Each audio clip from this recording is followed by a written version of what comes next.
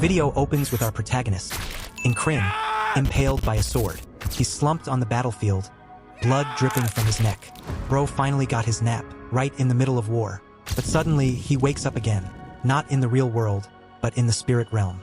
A mysterious voice echoes, telling him to give up. Let go of your dreams of becoming a great knight.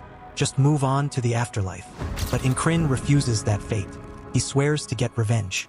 And that's when we get a little flashback. Our protagonist, ever since he was a kid, Lil Bro was always training, swinging his sword every day. He trained with a retired old mercenary. Of course, that grandpa got clapped immediately, but that was the moment when Lil Bro began to dream. When he grows up, he wants to become a great knight, someone who turns the tide of war and crushes his enemies. But fate had other plans. Now, he's just another mercenary. And his squad? They laughed at him because he was afraid of a stray dog. But still, he didn't give up. Sure, he didn't have a big brain, but with effort and time, he believed the results would come. And eventually, he really did start getting stronger. But then, that dream, the hope of becoming a great knight, it vanished in an instant. Why? Because he got easily defeated by a random 10-year-old village kid. And what did the kid say? Old man, you're such a loser. You should just be a woman and make mac and cheese with mozzarella on top. Our protagonist felt empty and disappointed in himself. He had trained for over 10 years, swinging his sword, just to get beat by a 10-year-old with a big brain. He thought to himself, maybe I should just play tennis instead. But no, he was too angry to quit. He trained harder. Every night, non-stop, sword swings, again and again, until suddenly, the sun began to rise.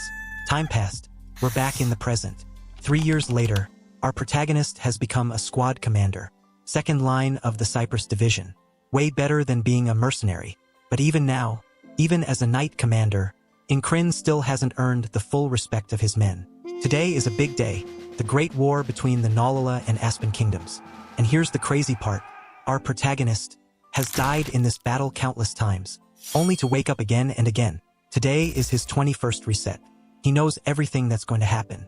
An arrow flies toward his head. He ducks. A blind spot ambush from behind? Blocked. A few minutes later, his squad member Vel is supposed to die. An arrow to the back of the head. But this time, Incrin blocks it, changing Vel's fate. Then an enemy charges Vel from the side. But Incrin is already there. One slash, the enemy falls. And now, the hardest part. The one who keeps killing him over and over again. That one bastard. The enemy commander. Incrin always dies fighting him. It's a painful loop. But today is different. Today, he swears he'll kill that bastard. The enemy commander charges in. No mercy. A wicked smile on his face. Incrin dodges.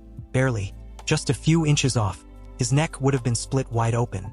His heart's pounding, like cheating on a school test, with the teacher standing right behind you. But, for the first time ever, he avoids the commander's strike.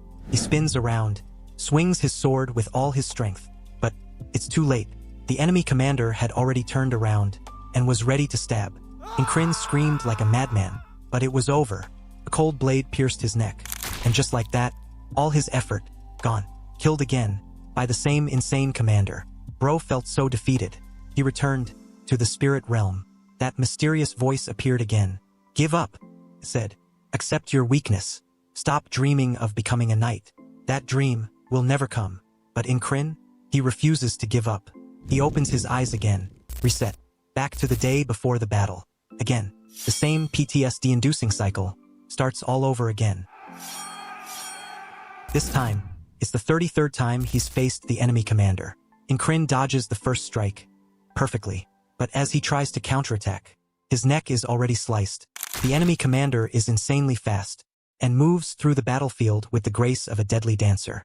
Around Incrin's neck, there's a glowing blue amulet. That charm, he got it from a village chief he once saved, back when a swarm of monsters attacked their town. Now, Incrin starts to wonder, could this charm be the reason why I keep reliving this nightmare? Bro really got PTSD at this point. And right at the end, the commander leans in and says, you must be suffering, aren't you? He lifts his blade, ready to put Incrin out of his misery. And without a hint of sympathy, he smiles.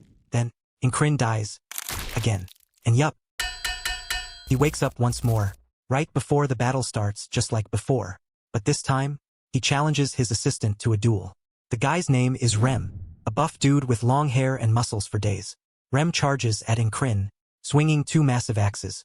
Incrin dodges while deep in thought, thinking about how to counter the enemy commander's crazy speed. But here's the thing. Our protagonist only knows one technique. It's called Valley Mercenary, a sword style created by a mercenary named Valen. Incrin takes position, readies his stance, and with full power, he thrusts his sword straight at Rem. But, clang, sheesh man, what's bro doing? He's literally been a loser since birth. Rem sighs, then gives him advice. If you doubt yourself like that, you'll always be weak. You gotta believe in your strength. Add a little killing intent, and your attacks will hit a lot harder. Incrin takes those words to heart. He imagines Rem as the enemy commander who kept killing him. On day 111 of training, he fails again. Day 123, same thing. But on day 124, Incrin strikes and drives his sword into Rem with all his strength. Rem actually shivers. Yo, have you lost your mind?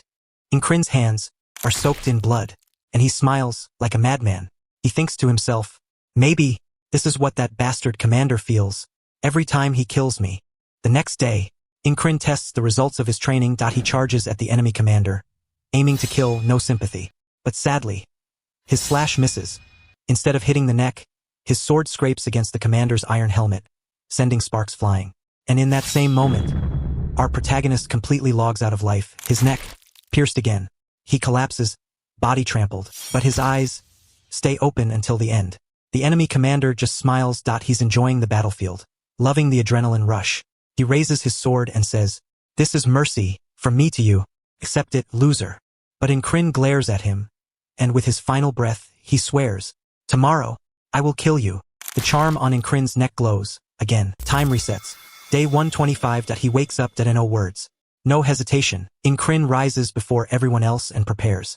He calls out to a subordinate, "Hey, Orange Juice Head, bring me my battle gear, head to toe. I'll pay you later." Got that, Juice Head? His men are confused.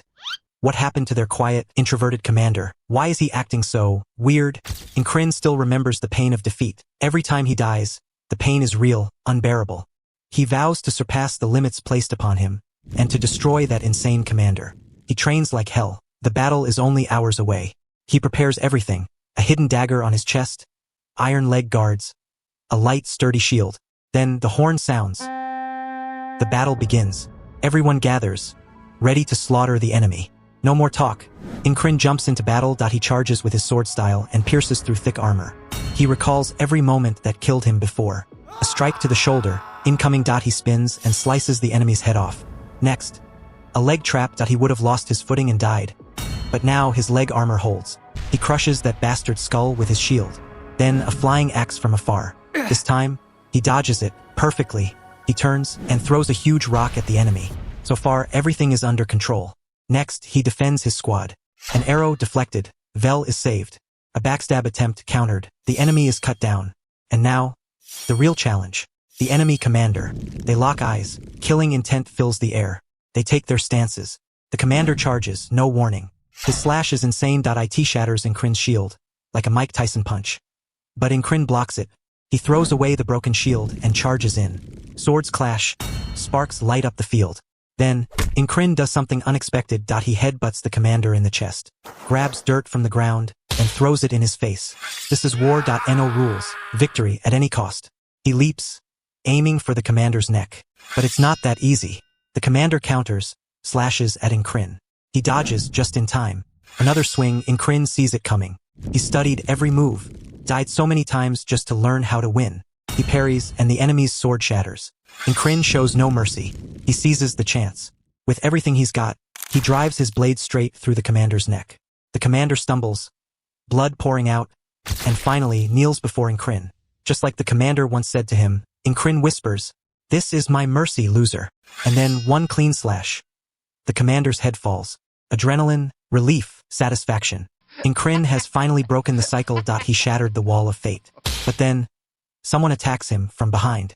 The impact is brutal, like getting hit by a bowling ball. He sent flying, ribs shattering. He screams in pain. His comrades rush toward him, panicked, trying to help. And the one who struck him? A bizarre-looking creature, twisted, monstrous. People call it the Toad. Once again, the Toad strikes at Incrin. But just in time, Rem appears and blocks the attack. Then, from behind, an enemy soldier lunges at Incrin with a spear. But before the strike lands, Another ally slashes the enemy's head off. Meanwhile, the intense duel between the green toad and Rem continues. Rem growls, "If you want to kill Commander Incrin, you'll have to go through my corpse first." Rem stays alert. He knows the creature in front of him isn't ordinary. This isn't just a monster. It's a warrior-born frogman. A being created for one purpose: pure combat. But the toad remains calm, almost too calm. It's like he's analyzing, calculating. He stares at Rem, who's radiating bloodlust, an intense red aura flaring around him. The toad seems to reconsider. This fight doesn't feel worth it. And just like that, he turns and vanishes into the chaos. Meanwhile, Incrin is being carried by his squadmates. But the enemy won't stop coming. Rem defends them fiercely, fighting to protect his fallen commander. Waves of enemies charge, but the squad holds their ground, forming a tight, solid formation, a final wall of defense. Then, a retreat signal sounds. Everyone begins to fall back, fighting just to survive. Incrin fades again, back into the spirit realm. There, he meets a mysterious figure. The voice tells him, "Give up, your destiny is despair. Just surrender." But Incrin, he's got a little bit of Asta in his soul. Stubborn, unyielding. Destiny, he whispers, is the perfect enemy to break through life's limits. And then he awakens, his body wrapped in bandages, lying weak in a hospital bed. Beside him, Rem, faithful as ever. "You slept for 2 days straight," Rem says. Next to him, the orange-haired guy named cries. "Hey," he says, "don't forget, you promised double pay, remember?" Afternoon falls. Jackson, a member of Squad 4, enters the tent. Incrin says, "If you've got something to say it. Don't just stare." Jackson says nothing, just tosses something at him, then turns to leave, but not before saying, "Use it twice a day, on the wounded areas." It's a jar of healing ointment, the one Jackson always uses himself. Beside the bed, a large man sobs in prayer. Zodin, also from Squad 4. Incrin says, "Go, I'm not dead yet." Night falls. Another visitor steps into the medical tent. It's Ragna, also Squad 4. "What are you even doing in the infirmary, Commander?" he asks, then just walks away, like he doesn't care about anything. Incrin is used to him. That's just how Ragna is. There are 2 more patients in the tent. One, a platoon commander with sky-high blood pressure. Dude gets angry 24/7. The other, a dreamy-looking soldier, always staring into space. Incrin thinks, this guy might be a philosopher or something. Then someone new walks in. Tall, blonde, long ears. An elf. And she asks, "Who is the commander of Squad 4? Incrin raised his voice. "I'm the commander of the 4th platoon, Squad 4. My name is Incrin." The elf looked at him, impressed. "I've heard you managed to lead some unruly soldiers quite well. I look forward to your future contributions." Then, she turned to the blonde man standing beside him. "And you, what's your name?" He replied, "Krang." Incrin gave him a sideways glance. That name, it's weird. Could this guy be a noble in disguise? Without another word, the elf left the tent. The next day, Incrin's condition began to improve. His strength slowly returned. He got up, stretched, and made his way to the training field. Suddenly, Krang appeared beside him silently. "Why do you train so hard?" Krang asked. "What are you trying to achieve in this world?" Without hesitation, Incrin replied, "I want to become a true knight." Krang stood there, speechless. Incrin looked at him sharply. "You didn't laugh. That's a first. No one's ever taken my dreams seriously." Krang smiled faintly. "When you become a knight, don't forget me." The next morning, Incrin woke to a familiar sound. A loud, annoying soldier yelling in the background. The patient next to him was also grumbling, irritated. As he walked around the camp, Jackson approached. "How's your body, Captain?" "The medicine worked well," Incrin replied. "Thanks for worrying." That night, they returned to the tent and rested. Before falling asleep, Krang turned and said softly, "Good night, Incrin." And just like that, silence. Everyone drifted off to sleep. But the next morning, Incrin awoke with a pounding headache. The same loud soldier, again. Wait, wasn't that yesterday? Incrin began to suspect. Something was wrong. He left the tent, and sure enough, Jackson was sitting in the exact same place. "How's your body today, Captain?" And that's when it hit him. This was the same day. All over again. He had been killed. But this time, he didn't know who did it. The wall in front of him, higher than ever. That night, Incrin couldn't sleep. His mind raced, trying to piece together the clues. Who killed him?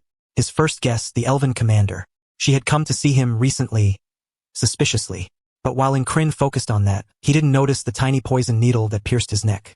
Pain spread quickly. The poison raced through his veins. He dropped to the floor, gasping, eyes scanning the room. Beside him, Vengeance, the patient in the next bed, was already dead. A needle in his neck. Through blurry vision, Incrin saw a hooded figure approach Krang. His body was paralyzed now. The poison had taken over. The assassin raised his sword, and without mercy, drove it straight into Krang's heart. From the corner of his eye, Incrin saw someone else enter. They sliced open the tent wall and stepped inside. Incrin tried to focus his gaze. Long ears, a wooden staff, hidden beneath a brown cloak. It was them, the one who had truly killed him. The next morning, it's now the third day Encrid has relived the same events. He's thinking hard about how to survive this challenge and overcome it. This time, he has to defeat the elven commander. But Encrid won't give up. Even if he had to face Thanos alone, he'd keep rising until he conquered this nightmare. Suddenly, Encrid pulls back Vengeance's blanket while he's asleep. Vengeance wakes up shocked and shouts, "What the hell, bro? I'm not gay. Leave me alone." But Encrid stays silent. He's checking if Vengeance is hiding anything. He suspects Vengeance might be involved. Vengeance gives him a strange sus look, maybe a little too into it. But Encrid clearly still has his sanity. He walks away, ignoring Vengeance entirely. A moment later, Krang arrives and politely asks to enter the tent. Encrid's suspicion grows. Something about that blonde guy screams noble, and maybe even target. Still, Encrid isn't sure who Krang really is. But he knows he can't let this mystery continue. So he calls Krang over and asks him something completely unexpected.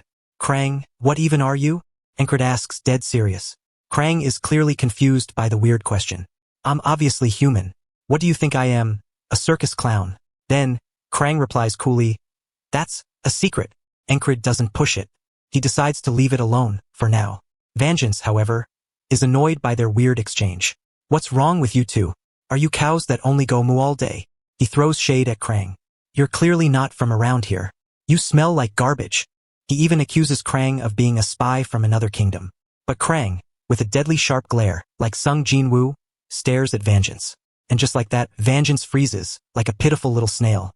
Krang calmly walks toward him. "Listen up, peasant. I've never betrayed this kingdom, and I never will." Encrid watches. That look, that posture. Krang isn't just some guy. He sees Krang as a prince. No, maybe even a king. Night falls. The three of them get ready to sleep. But Encrid stays awake, waiting for the assassin. Sword ready, senses sharp. Vengeance asks, "Where are you going? Why aren't you sleeping?" Encrid whispering, "Soon, an assassin will come for us. You should stay alert, if you want to live." Vengeance rolls his eyes. What the hell is this guy yapping about? He's insane. Then he rolls over and goes back to sleep. Encrid expected that. Of course no one would believe him. But then, a poisoned needle hits his neck. Right on the artery. He turns his head, trying to see where the assassin came from. But in a flash, Vengeance wakes up, only to be struck in the neck by another poisoned needle. And Krang never even opens his eyes before his throat is slashed. Just like that, the chaotic night ends. The next morning, day 4, Encrid wakes again to the same noisy soldier. And again, night falls, and again the assassin is coming. Encrid waits. He shouts assassin, but before he can finish, a poisoned blade pierces his throat from behind the tent. Day 5. He's waiting at the tent side to ambush the assassin. But he gets stabbed in the neck again, instantly dead. Day 6. Encrid stays awake, watching, but the assassin is already behind him. Another poisoned needle. Another death. This assassin is like a debt collector. Always appears, from everywhere, like a shadow.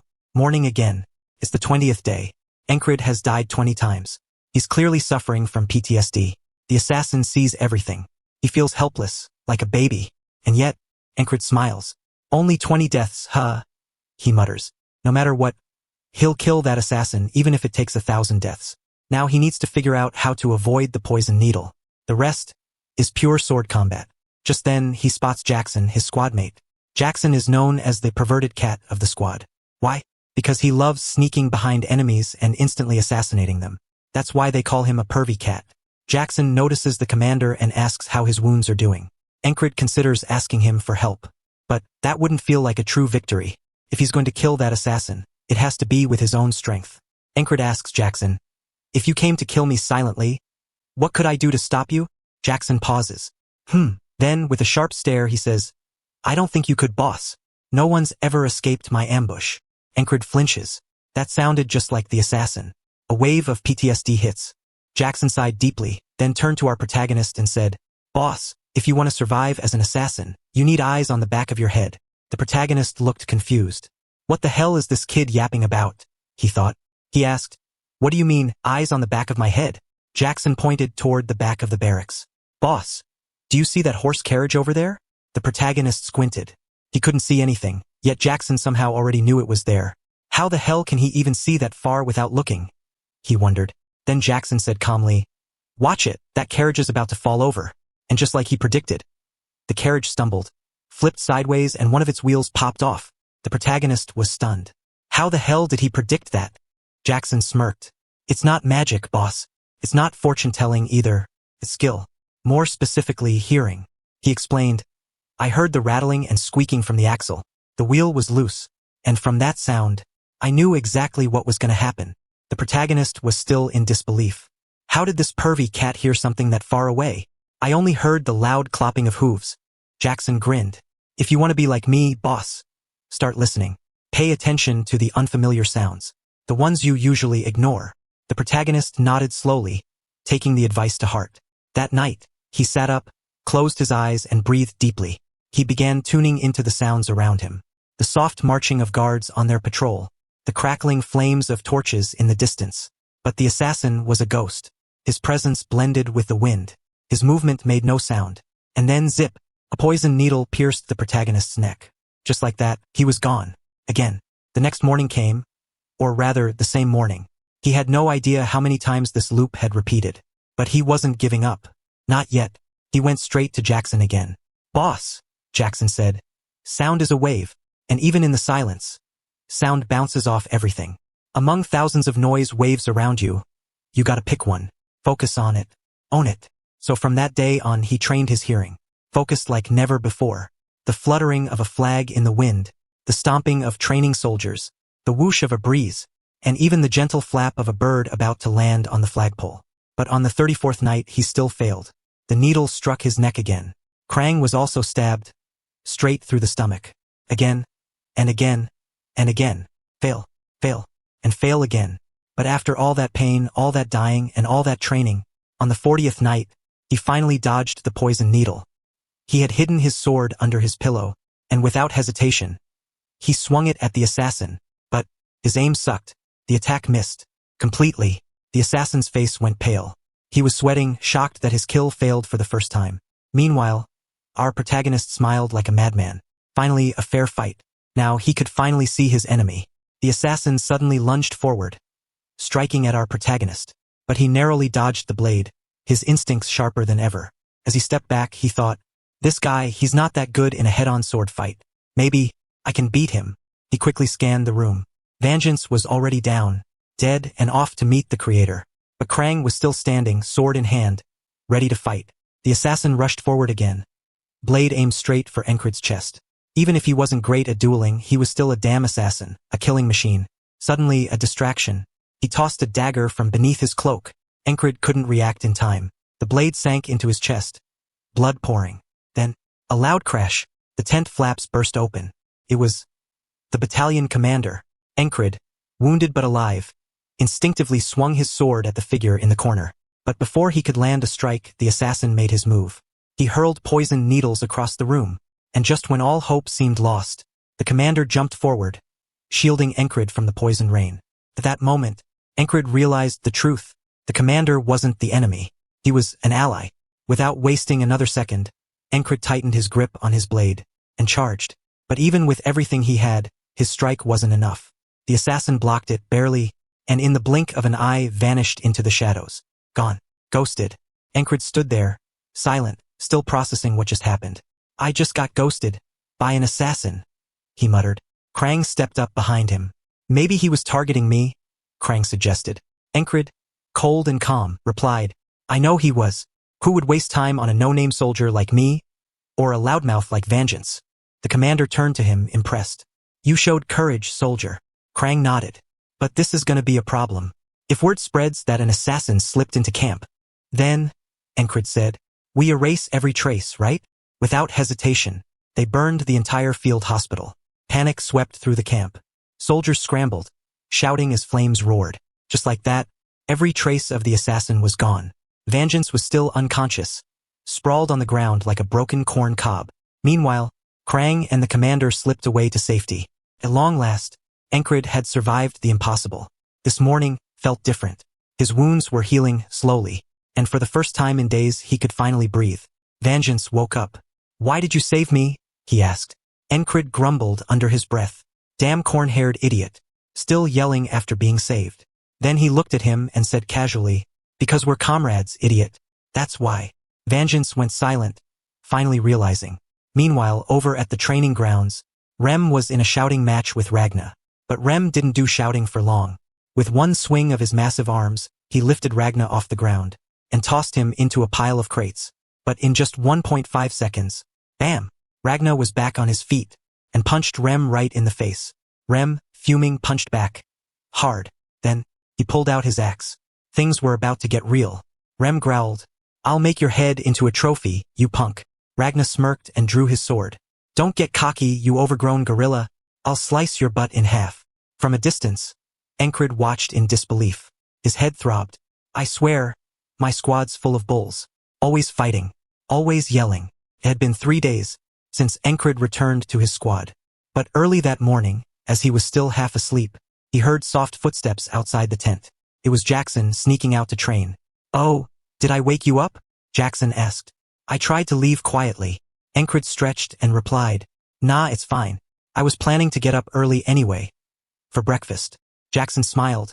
"Your hearing's gotten better, boss. Keep training it. It'll help you as a squad leader." Winter was approaching fast, which meant battles were slowing down, and training time was increasing. With no missions ahead, Encred dove into his training like a man possessed, pushing his strength, stamina, endurance, and focus to the next level.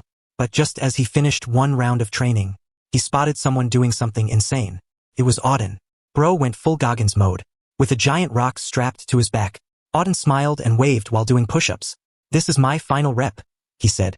"Keep pushing yourself, Commander. If you want to survive, your body's gotta be stronger than your sword." Before Encred could reply, they heard a loud thud from the tent. Chaos. Inside the tent, Rem had lost it again. He kicked a sleeping Ragna so hard, the poor guy flew. "Wake up, you lazy sack of bones." Rem shouted, "It's your turn to cook today." Ragna groaned, crawled toward his great sword, grabbed it and snarled, "If you're hungry, go boil your rotten boots and eat those, you muscle-brained ape." Rem's eyes twitched. That was it. He reached for his axe, but Encred arrived just in time. "Enough," he snapped. "Quit acting like children. You've got more hair than brains, like a couple of damn monkeys." "Why are you two always fighting?" Encred asked. "Are you bored? Or just brain dead?" Rem grinned with that disgusting face of his. "Aha, so you noticed, Commander. It's winter. My body's stiff. I need to loosen up a little." "Oh really?" Encred said, cracking his knuckles. "Then fight me, you oversized gorilla." Moments later, bam! A huge kick from Rem sent Encred flying. "You're pathetic, boss." Rem roared. "You squeal like a dying boar. Come on, hit me." Rem charged, no mercy, swinging his axe like a madman. Encred braced himself, blocking every attack, waiting, observing. Rem swung again, hard. The impact shook Encred to the bone. But he held strong, and it was time to strike back. He lunged, aiming straight for Rem's head, but Rem dodged, calm and confident. And then, Rem used his axe to hook Encred's sword, grabbed his uniform, and slammed him into the ground. Rem stood over him, disappointed. "Boss, you're boring," he said. "Even the girls wouldn't look at you." Encred didn't say a word. He just got up slowly. He stared at Rem with fire in his eyes. "Come at me again, you damn gorilla. This time, I'll break you." Rem blinked. His boss was pathetic. But for some reason, he couldn't look away from that gaze. It was annoying, but he respected it. Rem smirked and said, "All right, boss. If you can land just one hit on me, I'll kneel to you." But before they could continue, rain came pouring down. Cold, heavy storm. The fight had to be postponed. Time passed, and morning came once again. Encred stood up, brushed off his armor, and headed off to meet the commander. Encred had just been assigned a dangerous mission, a scouting operation into enemy territory. Later, he gathered with his squad inside the tent. "So, the higher-ups gave me a recon mission into enemy land," Encred said. He raised an eyebrow. "Are they trying to get rid of me or something?" Rem scoffed. "If you have doubts, then don't go." Auden, ever dramatic, offered Encred a final prayer. From the corner, Ragna called out, "I can take your place, squad leader." Everyone fell silent. No one trusted Ragna with directions. he got lost more than Zoro. Jackson stepped forward and asked, "Boss, is the enemy terrain filled with tall grass? If so, use your hearing. That's your first step toward ambush control." The next morning, Encred decided to accept the mission. He joined a temporary recon unit and closed his eyes to sharpen his senses. But a soldier nearby watched him and barked, "Hey, stop daydreaming, you reject squad leader." He sneered, "Everyone here leads a squad, but I'm the captain of this unit. If you want respect, earn it with skill." His name was Andrew Gardner. Like most bullies, he picked on the weak to feel strong. Moments later, Andrew yelled, "If you see an enemy, crush their skulls." Encred stared blankly. It was a stealth mission, and this fool was screaming orders. Eventually, they spotted fresh tracks on the ground. Andrew examined them closely. "These belong to a Noo," he said confidently. "Four-legged beast. Let's hunt it for dinner." Encred held back a sigh. The green-haired man beside him couldn't contain his laughter. "That's a deer track, not a Noo." The man's name was Enri, a former hunter from the mountain tribes. He clearly didn't respect Andrew and his loud orders. Encred and Enri bonded quickly, sharing hunting knowledge and wildlife habits. That night, they caught nothing. Andrew, of course, took it personally. Encred remained quiet, watching him. The next day, they reached the riskiest area yet, a place called Green Pearl. Locals knew it as the tall grasslands. Despite the risk of noise, Andrew ordered everyone to enter the grass. Enri hesitated. "Are we seriously going in there?" Encred shrugged. "It's the captain's call. We follow." They entered the field. Enri whispered, "Something feels off. No animal droppings." Encred smirked. "So what, you into animal poop now? Got a favorite kind?" "No, idiot," Enri replied. "In a wild field like this, we should at least see signs of animals. But there's nothing." He paused. Something happened here. Suddenly, a faint animal step echoed nearby. Encred's ears twitched. He knew immediately. They weren't alone. He shouted, "Everyone, get down!" But it was too late. Arrows rained down, piercing the heads of nearby soldiers. Andrew finally realized the truth. They were surrounded. The enemy wore green camo, blending perfectly into the grass, fully armed. Andrew screamed, "Retreat! Get out!"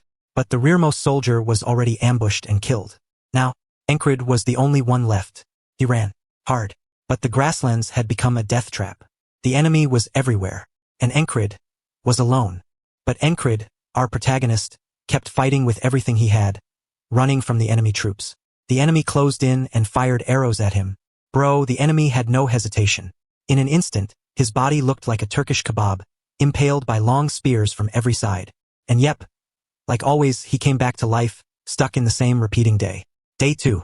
Encred tried running a different way, but the enemy still caught him. And once again, kebab mode. Day 3. He ran east, only to be shot down instantly by a group of enemy archers. No mercy. Day 4. He ran north, and got surrounded by spearmen who turned him into a human punching bag. Day 5. He managed to dodge the archers, but was badly injured. Crawling on the ground, he still got hunted down. Encred started to wonder, what's actually going on in this tall grass? Why are they so alert? Why the green camouflage? In his final moments, he saw a torchlight flickering in the middle of the tall grass, and from a distance, a flag waving and tense. But before he could learn more, a soldier stabbed him from behind. Instant death. The next morning, day 7. The same cursed day again.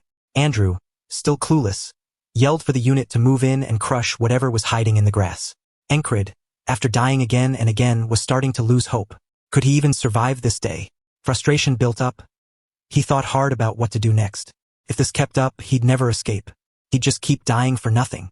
Meanwhile, Andrew yelled at Encred for falling behind. One soldier tried to calm him down. "Maybe you think our captain's a fool, but try trusting him." Encred replied flatly, "Why should I listen to that empty-headed brat? Even stupidity has a limit. You may be talented, but you're still a bootlicker." That ticked the soldier off. Encred was done playing nice. He decided he'd no longer be Andrew's lapdog. Andrew, angry, reached for his sword, but Encred stood firm. "From now on, I'm leading this unit. You, Andrew, can be my loyal guard dog." Andrew, full of pride and rage, challenged Encred to a duel. "If I lose, I'll be your obedient mutt." Encred kept calm, observing everything. Who was Andrew, really? No normal soldier had bodyguards. Maybe a spoiled noble kid? Or someone trying to restore his fallen family name. Whatever, still a walking headache. Andrew yelled that he had a mission to finish. Encred replied coldly, "Then come here. A good dog doesn't bark too much. Got that, dog?" Furious, Andrew charged in with everything he had. But Encred parried his strike with his bare hands. Andrew was shocked. How could a rejected soldier block my attack? Encred didn't waste time. He taught Andrew a hard lesson. Using a Muay Thai elbow, he struck Andrew right in the chest. The pain was so bad, Andrew nearly saw the afterlife. He collapsed in agony, gasping. Encred stared coldly as Andrew knelt on the ground. Henry and the others were stunned. Then Encred declared, "From now on, I lead this unit. So, be good guard dogs and obey your master." Everyone stood frozen. His aura was overwhelming. Bro had that aura farmer energy. Henry, the soldiers, even Andrew stayed silent and followed his command. This wasn't the end. It was only Encred's first step in finishing the recon mission. They headed toward the tall grass. But then, Encred suddenly stopped. He turned to Henry. "What's your dream in life?" Henry blushed. "To marry a widow, who owns a flower shop, and has big boobs." Encred nodded. "Good. Then your first mission is to stay alive and make that boob dream come true." He turned to another soldier. "What's your dream?" "My wife just gave birth. I want to be a good father." "Then don't die, or you'll leave a widow and a fatherless kid behind." Others shared their dreams. Saving money to open a store, returning home to their village, one even missing the village chief's daughter with, yep, big boobs. Lastly, Andrew spoke. "To fulfill my mother's last wish, rebuild the Gardner family name." Encred looked at them all. "Good. Everyone here has something worth living for. So my first order as your commander, stay alive. If any of you die, I'll kill you again myself." The squad was stunned. Slowly, they began to believe in him. "Henry," Encred ordered, "fire an arrow head level, straight ahead." Henry pulled back and let it fly. The arrow hit something, a hidden enemy's head. Direct hit. Shock spread through the squad. The enemy was right there. Encred charged in. "Close-range fighters, follow me." Enemy troops were visible between the tall grass. Encred didn't hesitate. He stabbed one of them from behind, straight to the afterlife. Andrew, with no hesitation, stabbed an enemy soldier in the neck, killing him instantly. But then, behind him, an enemy raised a spear, aiming straight for Andrew's butt. In just 0.7 seconds, a savage squadmate sliced the attacker's head clean off. The battle continued. Out of 12 enemy soldiers, only 8 remained. One of them panicked and started screaming, "This is an ambush." Encred tightened his grip on his sword and ordered the remaining team, "Get ready. They're coming. Stay sharp." And chaos broke out again. Swords clashed, arrows flew, blood spilled. One of the spear-wielding enemies was about to kill a fleeing animal. But from the tall grass, Encred leapt out, his blade piercing the enemy's back. Finally, they brought down the last of the 12 enemies. "Move," Encred commanded. "We can't stay here. Regroup and relocate now." But one of their own had fallen. Only 6 members of the recon squad remained. It was a painful reality. Encred wasn't a god. He couldn't save everyone. One soldier stood idly with a bored face. Encred didn't hesitate. He swung his sword and sent that soldier straight to hell, so he wouldn't be bored anymore. With each death and reset, Encred had learned more and more. He knew now, if they went straight ahead, 30 enemy archers would rain hell on them. So he changed the route. Next, they had to deal with a spear unit. They picked them off one by one in silence, then quickly retreated. But fate wasn't on their side. Nightfall was approaching fast. The darkness would be a disadvantage for them. "Keep moving," Encred barked. "You damn dogs. Obey your master and stop complaining." That triggered one of the soldiers. He drew his sword and shouted, "Just say it, Encred. Are we all going to die out here? If it takes killing each other to survive, I'll do it." Encred didn't flinch. "It's too late to turn back. You know that. We tore up their grass. They're already hunting us."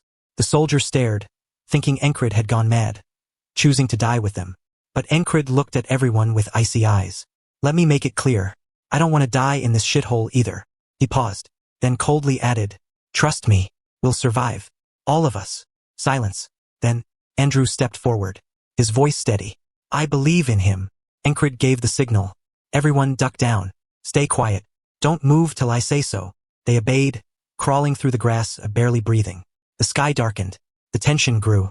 Footsteps approached, slowly, from the bushes. And then they saw it.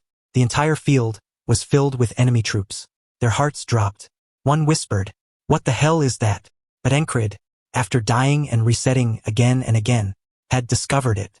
A small zone right in the middle of the grasslands. One spot enemies never walked through. They held their breath. Literally, not a single drop of sweat could fall. Even Encred stopped breathing. Finally, the marching sounds faded, and vanished. They'd made it. And now, the truth was clear. Deep within the grasslands was the enemy's secret base, the Aspen army's hidden camp. Encred raised his sword, his eyes cold, his voice sharp. Let's go, boys. This is for revenge. Our protagonist shares the plan with the team. We're going to burn the enemy camp and make their butts roast in the fire. But from behind, a battle-worn soldier with scars all over his body speaks up, clearly worried. We're deep inside enemy territory. One mistake could get us all killed. Encred turns to him and asks firmly, "What's your name, bro?" "Mac," he says. "My name's Mac." Encred stares at him coldly. "All right, Mac, but let me be clear. I won't tolerate insubordination again." Mac clenches his fists, clearly angry, but before he can respond, Andrew steps in. "Just shut up and follow the squad leader." Without wasting time, Encred leads the team forward into enemy territory. Without hesitation, he slashes down a tent that blocks their path. Mac, who usually looks like a savage beast, suddenly seems nervous. Encred is charging in like it's a walk in the park. But what they find shocks everyone. The enemy barracks are empty. No guards, no soldiers, not even one asleep in a bed. They push forward, deeper into the enemy zone. Suddenly, Encred raises a hand. "Stop, and don't make a sound," he whispers. "Wait here." By now, Encred has passed through this area dozens of times. He knows parts of the enemy routes by heart. The first time he saw the enemy's flag in the center of this place. The moment he got close, every soldier in the camp ambushed him, stabbing him like a kebab getting prepped for roasting. Now he tells his team, the Aspen army is hiding something in this camp. That flag. They guard it day and night. No sleep, no breaks. That's how important it is. Finally, Encred lays out his new plan. We burn it down. The whole damn place, including their precious flag. The mission is split into two teams. Team 1, the bait. Team 2, the fire starters. While Team 1 distracts the enemy, Team 2 will light the place up. Mac, yeah, the same guy who just doubted everything, volunteers to be on the bait team. Encred is honestly surprised. From rebel to volunteer for the riskiest job? That's a twist. No time to waste. Mac and his team head out to draw the enemy's attention. Out of nowhere, thunk. A sleeping enemy guard gets hit with a rock to the head. Another enemy spots Mac running and screams, "Intruder! We've got an intruder!" Suddenly, dozens of enemy soldiers rush after Mac like he just stole their last loaf of bread. Meanwhile, Encred runs behind the tents, heading for a lit torch. Grabbing the torch tightly, he mutters to himself, "This is it. Time to change fate and greet tomorrow."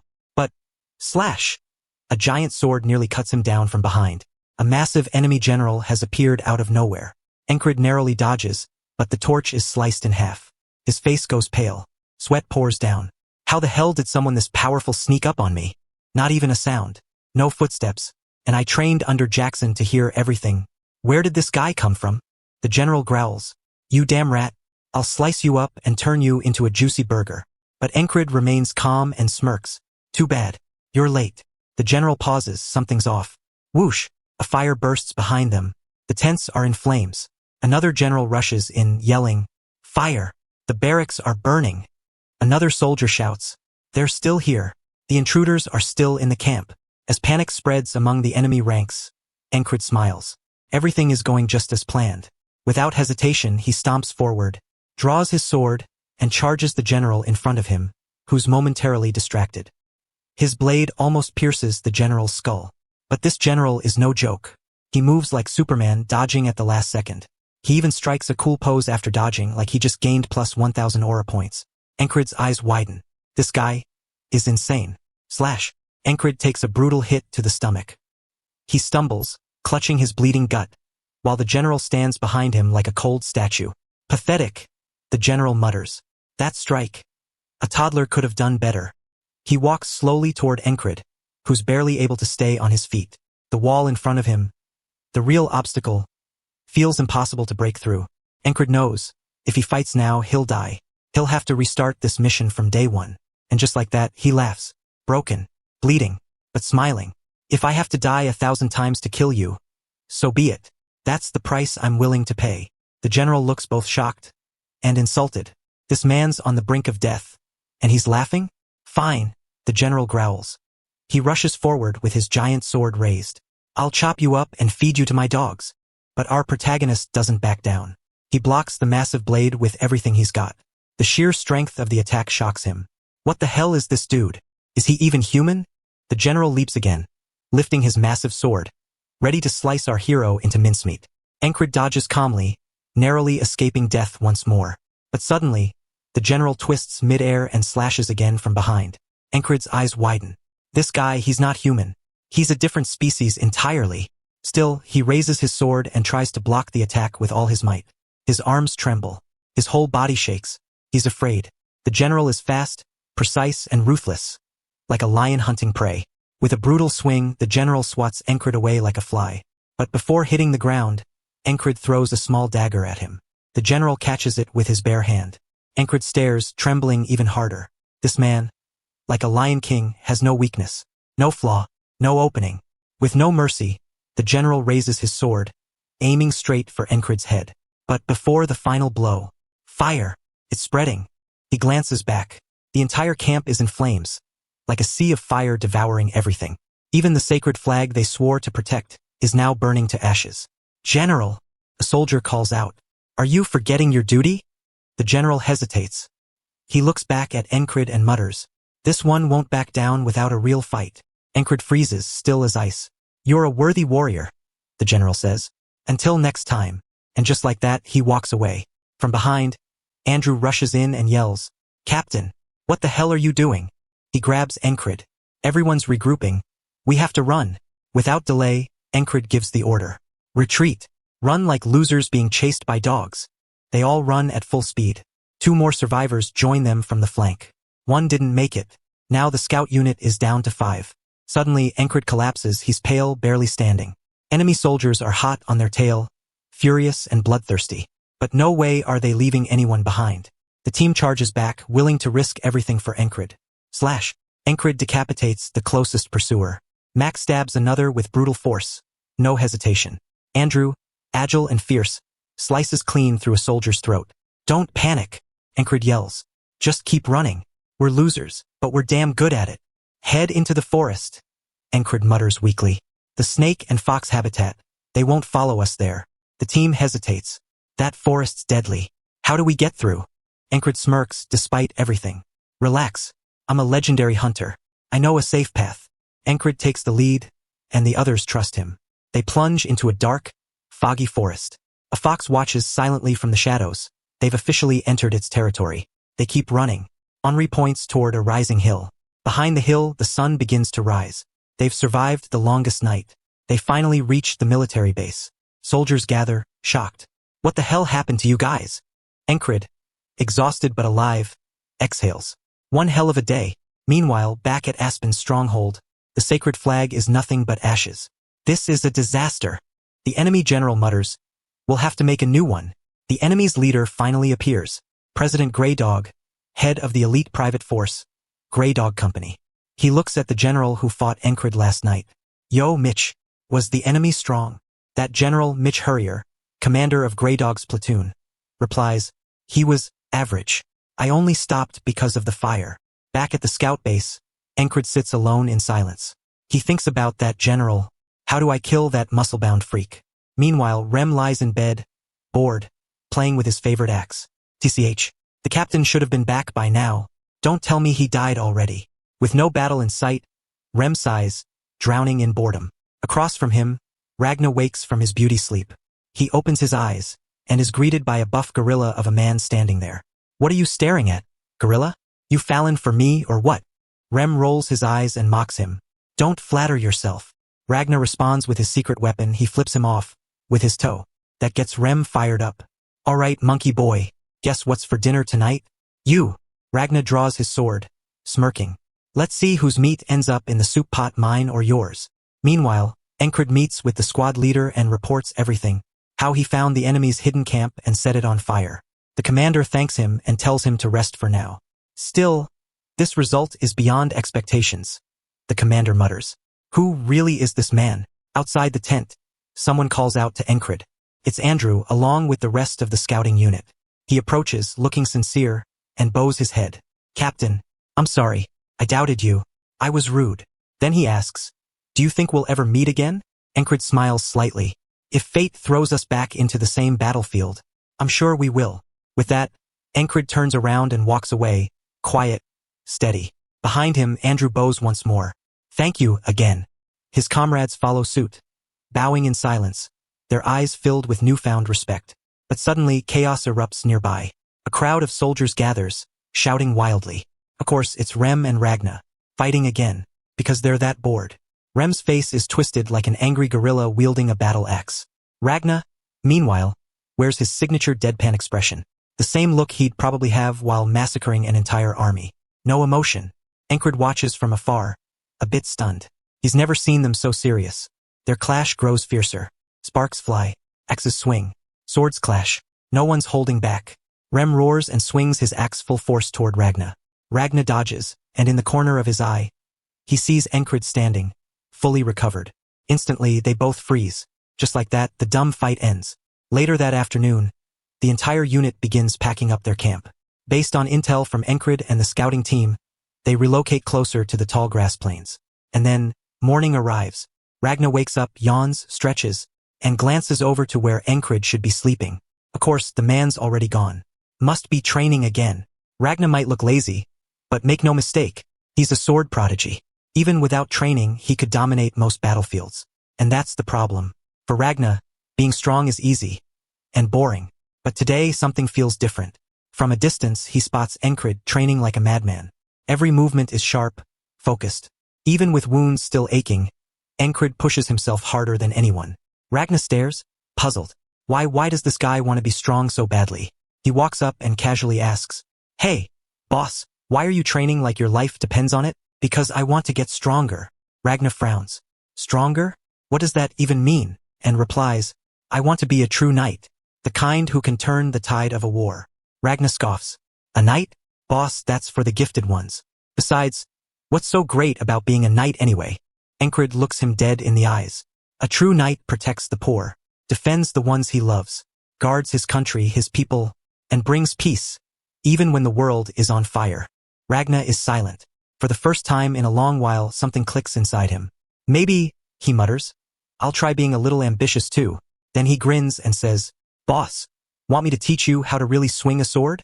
And without hesitation, our protagonist said, "Of course, I'll learn from anyone, as long as it makes me stronger." Ragna let out a small sigh. "Tsh, I probably shouldn't have said that. This is going to be a pain."